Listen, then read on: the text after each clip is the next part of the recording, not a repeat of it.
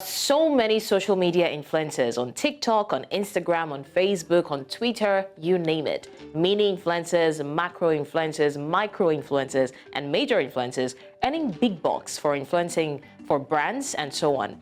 Now, this wasn't a thing some years back, so we can say that's one good thing among many other things that social media has done for today's youths. But on the flip side, many youths are now fixated on becoming influencers by any means possible, even if they don't exactly have anything that they're passionate about that they're influencing. That's where you see fashion influencer, lifestyle influencer coming in. Well, that's where desperation, has birthed a lot of things in this era. And trust me, the craze around media influencing has made many people do so many different things that you wouldn't even think about.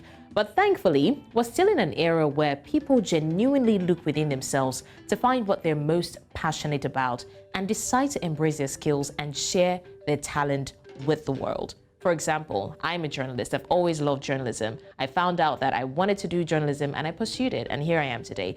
We also have a vibrant young man who will be joining us in the course of the program, a poet, to share his story of how he also decided to embrace his passion and how that's going for him so far. So brace up. Then we'll also talk about the importance of basic first aid knowledge in the case of any health emergency in the second half of the show. This, of course, stems from a video that made the rounds on social media earlier this week where two ladies were fighting in Dubai, I guess, and one of them mistakenly slashed the arm of the other lady with what seemed to be a butcher's knife, and the lady bled to death right before their eyes, while some people were standing there creating content. Same thing we're talking about. Anyway, today's conversation will definitely be conversating, like they say, like the Gen Z say in this generation. So you don't want to miss any of it. We'll go on a short break. When we come back, we'll give you time to put your phones away, get a cup of juice or coffee, whatever it is you'll be drinking, and get settled in. My name is Blessings, and of course, it is Fafanua Afrika. I am your host on the show. Stay with us.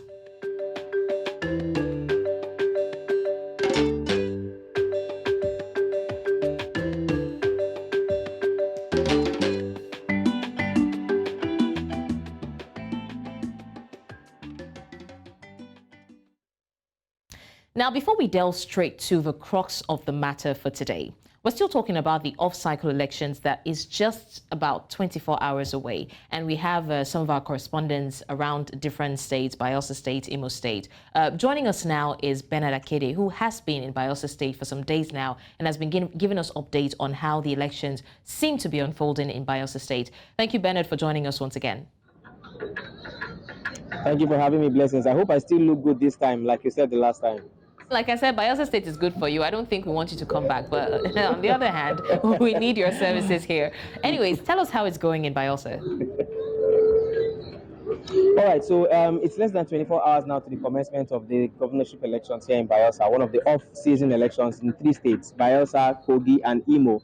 And these 3 states right now have heightened security operations going around because several people have said that these states are hotspots as regards elections. So everybody is careful with the movement. Now, I'm at a market here just by the water side, Swale Market, Swale, S-W, yes, S-W-A-L-E, Swale Market, as I'm told. Now, this market here is just by the water side. We've been mentioning that Bayelsa is one of the, states that's surrounded by water, but you probably haven't seen that on the report, and now you can see here it's by the water. I'm also told that initially, on election day like this market will be swarming with activities like a beehive, but unfortunately today, which is just the day before the elections, it's pretty around here, boat jetty.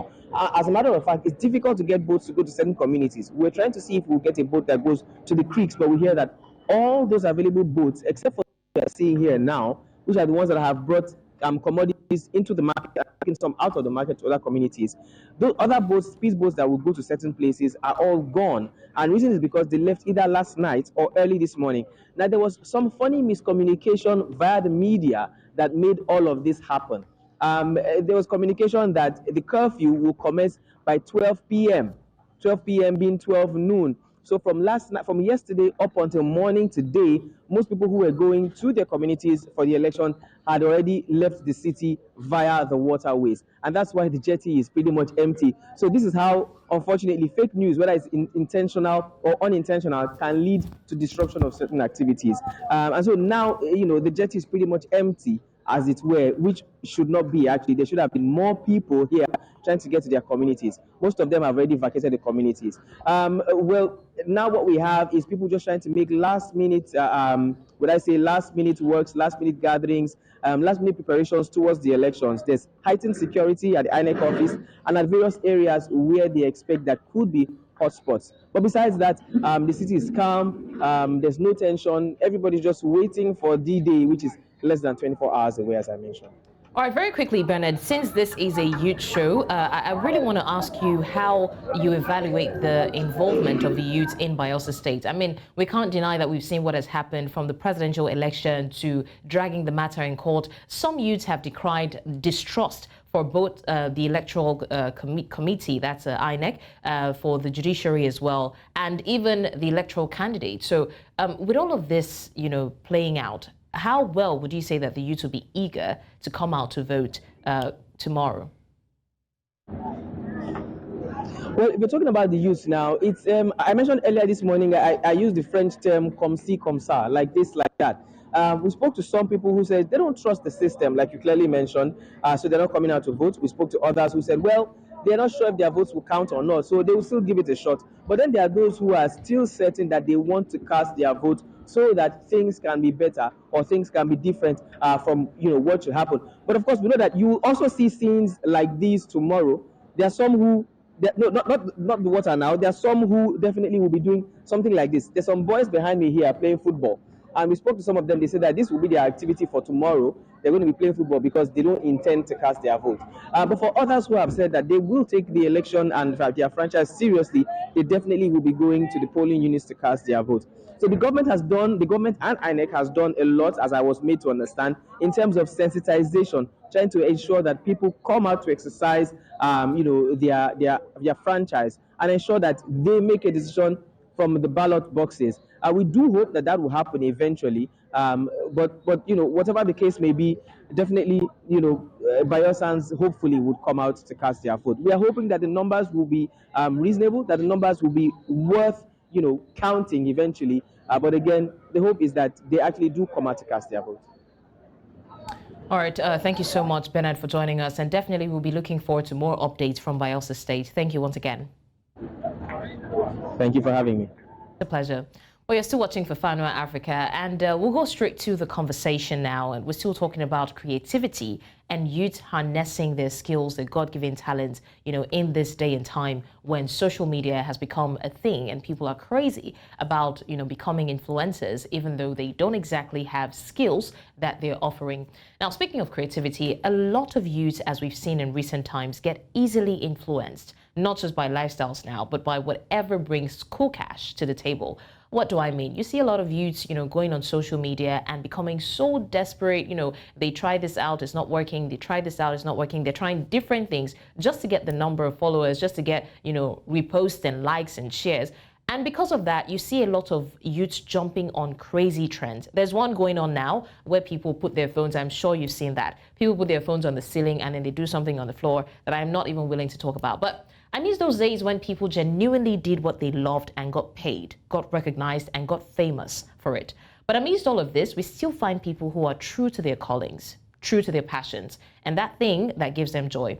Now, one such person is with me here in the studio today. He's a Yoruba poet, a storyteller, a scriptwriter, and an author. Now, Yoruba is a language spoken by one of the ethnic groups in West Africa, Nigeria. In case you didn't know, it's concentrated in the southwestern part of the country. Well, back to my guest. I am now joined by Aremo Gemini. Good afternoon. Nice to be here. Good afternoon, Aremo. It's good to have you. Like I was telling you, I've seen some of your works, and the passion with which you do your poetry is just, it's amazing. Thank you so much. Kudos to you. Well done. All right. So talking about your work now, first of all, I would like to see if you can do like a very short piece for us. Do you have anything? Definitely. Okay, let's hear it. Ẹ pè wá lórúkọ bàbá wa, àwa lọmọ Oòduà àtẹ̀wọ̀n rọ̀. Ẹ sà wá lóríkì èyí tá à ń jẹ́ ilé bàbá ọmọ kì í bọ́mọ lẹ́rù. Ògúndé pé kọ́mọ Yorùbá ronú afárígá wọn pé afọ̀rọ̀ jomitoro ọ̀rọ̀ àtúnkùn ònùnù. àbálọ àbábọ̀ iṣu ègbodò kọ̀kọ̀ta òṣùpá ráràn mọ́jú òtútù jẹ́ ọmọ Yorùbá di gbòǹgbò ọ̀nà àfàtò àtẹ̀pá orí tó yẹ ó máa dádé ń du oyè ìwọ̀fà àlárí laṣọ bàbá tí a ìhòòhò lọ́mọ Yorùbá fi ń ṣẹ̀ṣọ́ rìn bíyàwó ilé òṣèmí ní mí ọ̀rọ̀ òwọ̀ kò sórí kò sérò kò séwé kò ségbò ẹ wí fún wọn bó ti wù kẹjà ṣe bí ara alẹ̀ tó ibú nílé ẹja ọ̀dọ́ ń tàwọn ẹ̀rùn àṣà bàbá wo ò lábà wọn ìṣẹ̀ṣe wo ò ní ṣùgbọ́n Yorùbá yìí ṣoyin bẹ́ẹ̀ ó dùn bí oyin àdó Yorùbá yìí ṣèpọ̀ ẹ̀yìn bẹ́ẹ̀ ó dùn bí èpo ẹ̀yìn Yorùbá ni mí lọ́jọ́kọ́jọ́ Yorùbá ni mí lọ́jọ́kọ́jọ́ Yorùbá ni mí tọkàntọkàn. Wow. I mean, I had goosebumps as you were doing it. I have an idea what you were saying, but you have such deep words, and we're going to come to that. But in the meantime, I would like to ask, what inspired you to go into this part of art? Because poetry is art, right? What inspired your poetry? Well, I wanted to tell the stories of marginalized people. I wanted to tell the stories of people under the pyramid. And I feel like when you want to tell the actual stories of people without necessarily being a content creator but being noble to your calling, you have to do it in a language those people at the grassroots will connect to and they would understand. So for me, art for me is a tool for social justice, is a tool for, telling the actual stories that people don't want to even get to the media in the first place, and then, seeking activism in a way for people and making sure that everyone in the country gets the representation they deserve. Okay, speaking of speaking a language that a set of people will understand, have you faced any challenges, seeing how you are a Yoruba poet? Have there been any times when you face challenges of maybe interpretation? People, they love what you're doing, but they don't exactly understand what you're saying. Like as you were doing it, I got goosebumps. I didn't understand a lot of it, but I enjoyed what you were doing. It carried a certain kind of presence. But are there challenges of, interpretation, understanding with your audience a lot of times? Well, there has always been, and I think there would always be that issue of, some people feeling left out as long as it has to do with a language. But I think that people consume art for different reasons, some for the main purpose of entertainment, some for education, and some for a mix of education and entertainment. But even if you don't understand my language, you would feel the rhythm, you would feel the connection with, the energy within that. And, that enough is enough for me, because at the end of the day, I do not want an entire large market, because if I want an entire large market, I'll be creating in English language. But even then, my message and my approach to art might still not be for everyone. But apart from creating art in an indigenous language, I'm also trying to be a gatekeeper to making sure that our indigenous art and what is left of our heritage does not die off and wade off totally. So, I mean, there's always that, issue of people feeling disconnected because of language reach. But if you love an art so much and you don't understand the language, why don't you take it upon yourself to learn the language? Right, that's a very valid question. Now, you seem to be so much in touch with your culture, and I did say when you finished that your language was so deep. Your choice of words were really they're not shallow, right? And a lot of times, like where I'm from, and a lot of people, when they see a young person speaking the language, their language very well, they say things like maybe he lived with his grandmother, he stayed in his village, and all that. So how exactly do you piece together your words? Did you study your culture, or did you stay in the village for a long time? How are you so deep with your words? Well, I grew up here in Lagos, but my dad was more into Ifa divination. So right from childhood, I had that introduction into the whole world of heritage. And then growing up in a home where they do not consider speaking the Yoruba language a vernacular, I grew up watching Yoruba movies, Yoruba music and all. So it was very easy for me to, get immersed into this world. And it helped me a lot in demystifying what is right within our culture.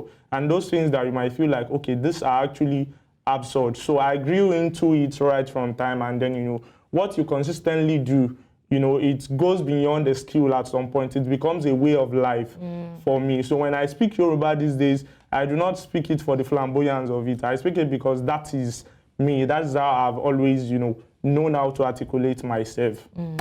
Right. So a lot of times when you ask, the more contemporary, the rappers, the spoken word artists, they usually tell you things like they're inspired by things happening around them, by the environment, by nature. What inspires your pieces? Well, I think a core inspiration to my art till this moment is still abuse.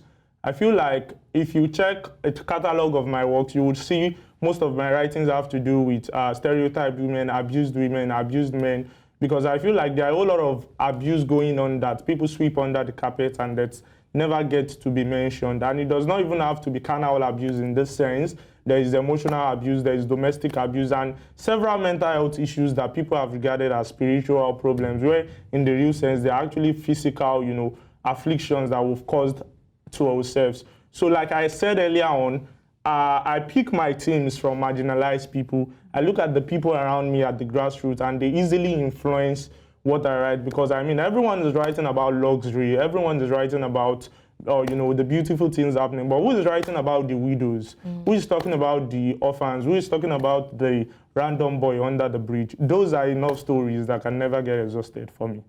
Interesting. And how would you rate people's perception of your art? I mean, you've gone to places, you've done your piece in different places, you just did it now. Do you think that people appreciate the art enough?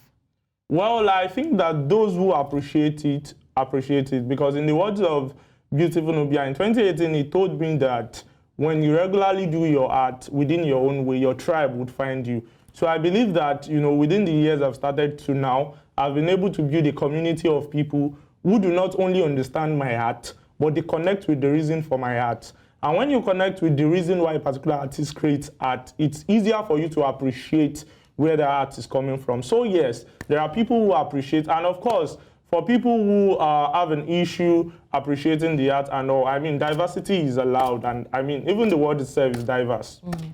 Okay, as a youth, I'm going to ask you what your thoughts are regarding what's going on in this current generation. You listened to my intro. It's very disturbing that we see a lot of youths these days. There's this quest for fame, quest for, influencing, social media influencing, that makes people do very despicable things, right? If you're even looking to influence with the talents that you have, just like you are doing, it's a different thing. But a lot of people now, under the name of, fashion influencer, lifestyle influencer, they do very, very, very, they do things that, people, even parents are not proud of, and there's a current trend, the one I was talking about earlier, where people are basically just sexualizing themselves, objectifying themselves. For the ladies, even the guys, there's a lot of moral decadence. What would you say to that effect? Well, I feel that it is one thing to exist in this part of the world as a human, and it's another thing to actually discover yourself and what you are meant to be. Now, maybe for societal reasons, parental upbringing or, peer pressure, you lose the actual path you are supposed to take. Those are the set of people you see out there deliberately, self-destructing without even realizing how much damage they are doing to themselves. And by extension, people who, go online to watch them, to feed on those content, and they believe that, it is the right way. I feel like at the end of the day, everyone should find their calling and what they are meant to do. Because even me personally, as a creative, I've never been one big on, the concept of fame. I believe more in, doing your thing, creating your thing, impacting into lives. But for a whole lot of people, they are so consumed by the material element of the world that they do not realize that there is actually more to the world beyond the money, the fame, the trend tables, and all. And it's always so sad that most people do not even get to realize this until they are at a very older age where they cannot change a whole lot of things. So I feel we need an orientation starting from parents, basically, because when we take it down from the top to the ground level, we'll find the parent there at the end of the day as the first chain that, everyone gets to encounter. I mean, people who are parents who are not ready enough or even sensitized enough in the first place to understand what life is all about, and then, they end up having children. How do you expect that they will be able to give ample and, necessary orientation to the children? Now, when they give birth to those children and they push them into an already hungry, despicable society, they fall victims. So when I see those people, I see them as victims in a way, because they're actually happy, they feel they are living the right way, but they are victims. And I really hope that someday, somehow, they get an orientation and they get to get back on their track. But unfortunately, not everyone ever gets to, find that track till the end of time. And speaking of finding a track, right, you did talk about finding gifts and talents. A lot of people, again, we're in a dispensation where people are easily influenced by things. Like, I can wake up one morning and see someone who is my age mate, a doctor, very successful, and I'm like, okay, I think I want to study medicine. Or I see someone who is acting just because of the fame and fortune that comes along with it. I'm like, let's leave medicine, let's do acting. A lot of people are just so gullible. They go for anything that is trending, anything that's bringing money. So in that kind of situation, how do you advise that youths find themselves, find what their actual calling is, and pursue it? I feel that if you lose touch with your own mind and your own conviction, you've lost every other thing in the world. Because I use the social media almost every day. I spend time on the social media, and then, there are days you see certain things and you almost lose track of, yourself and your gift, and you feel like, oh, someone is actually doing this. Why can't I also do this? And then, get the quick riches and all. But if you have an understanding of where you initially want to be, and why you want to be there, it will be easy for you to follow through with that path without looking at every other route. But most times when people start off on a journey, they forget the reason why they started that journey in the first place, and they start looking at distractions. There will always be distractions on the road. Even the supposed celebrities and people that we feel they are up there, they still get distracted. They still see so many distractions along. But when you have a mind of your own, you have a reason for starting. But when you see some people say, oh, I want to go into acting, they don't even know why they want to go into acting in the first place. They simply want to do it because they feel other people are doing it and they are successful. If someone ask me, oh, why are you still a poet and a storyteller? I have a reason, I have a cause driving me to this particular point. And it's very easy for me to have stayed true for over 6 years without deviating. But then how many people can actually pinpoint the actual reasons why they started what they do at the end of the day? So I feel it's not about, everybody going on the same path. It's absolutely fine if you choose to go on a different path. Just find what works for you, stay true to it. And even if it is not yielding at that moment, have it in your mind that eventually it would always yield. And then even if it doesn't yield, history and memories will not forget your impact at that particular time. Right. And in terms of cultural values, what would you say the impact of poetry is on Nigeria today? Well, I feel like cultural value as a whole, actually, we've degenerated so much as a country, we've lost touch with it. And then one of the reasons why I was creating my art using Yoruba is to make sure that people are more tired of consuming educative content. They prefer to consume entertaining content. But while you are consuming my works, I am equally injecting a nuance of the culture into you subconsciously without you realizing it. Because if you listen to a poem of mine, you might find one word that you feel, oh, let me read up about this. What does it mean? And in the process of reading up, you are unconsciously educating yourself, taking yourself back to the root. So I feel like we honestly need more indigenous storytellers. We honestly need more indigenous people who are true to the cause and who understand where they are coming from. And like you said, not just for the sake of clout, because it's one thing to understand your language. It's another thing to understand the nuances of your culture. But when people stop speaking a particular language, the language does not just fade off. The entire culture fades off entirely. So I feel like as I do this, it is my hope that more generations are awakened. Parents allow the children speak their indigenous language at home without making them feel like, oh, it is odd or it is vernacular or something, because then we are reliving our past. We are reliving what is left of our ancestors. And maybe when we are conscious enough of our language, we can be conscious of our history. And when we know our history, we can be careful enough to make sure that it does not repeat itself. Wow, that's so inspiring. Aremo Gemini, thank you so much. It's been a pleasure having you join me on the show, and I'm really, really a huge fan of your work. Thank you so much. Well done. Well done. Thank you so much. Well, you're still watching Fafanua Afrika. When we come back, we'll take a look at some certain health hazards and what to do when you find yourselves in that kind of situation. Do stay with us.